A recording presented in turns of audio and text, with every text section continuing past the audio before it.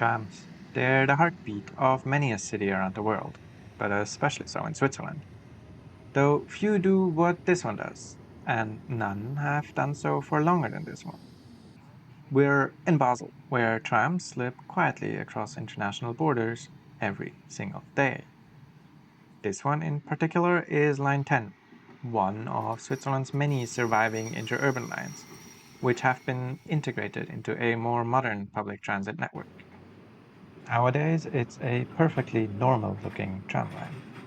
Except, oh yeah, it crosses an international border. Twice.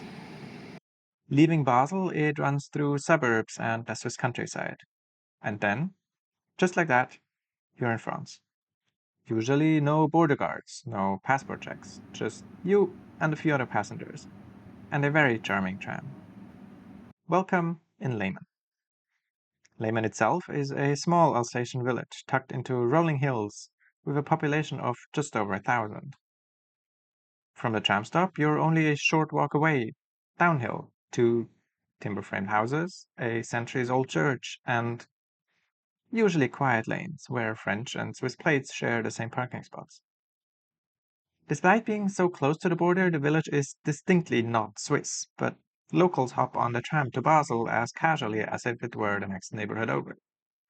It's a living reminder that borders don't have to be barriers. This isn't some modern-day experiment in cross-border friendliness. The tram to Leymen has been doing this since 1910, though the first 8 decades of its life it was more interurban than tramline. It was integrated into Basel's tramway network in the 1980s.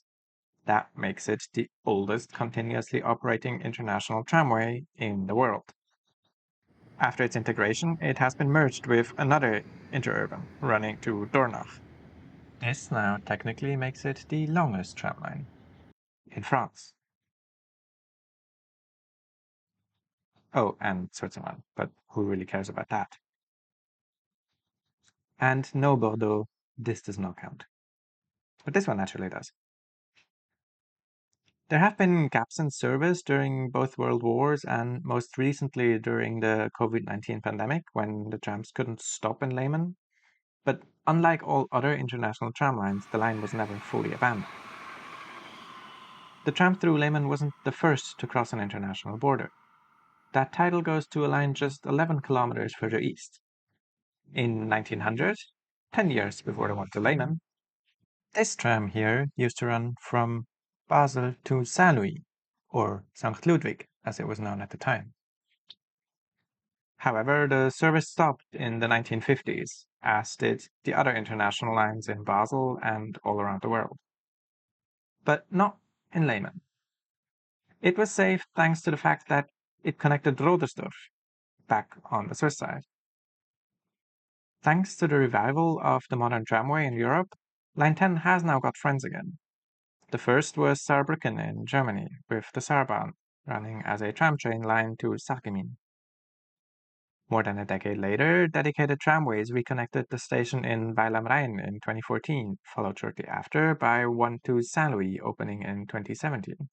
Though notably not the same line that was cut in the 1950s. Other cities have rejoined the club as well, with Strasbourg rejoining in 2017 with the reconnection of Kehl in Germany, and Geneva with its connection to Annemasse in 2019. There were, or are, other projects around Europe too, like the one between Maastricht and Hasselt, which seems to have hit a dead end, or an additional 2 extensions of Geneva's Line 15 to Saint-Julien-au-Genevois and Ferney.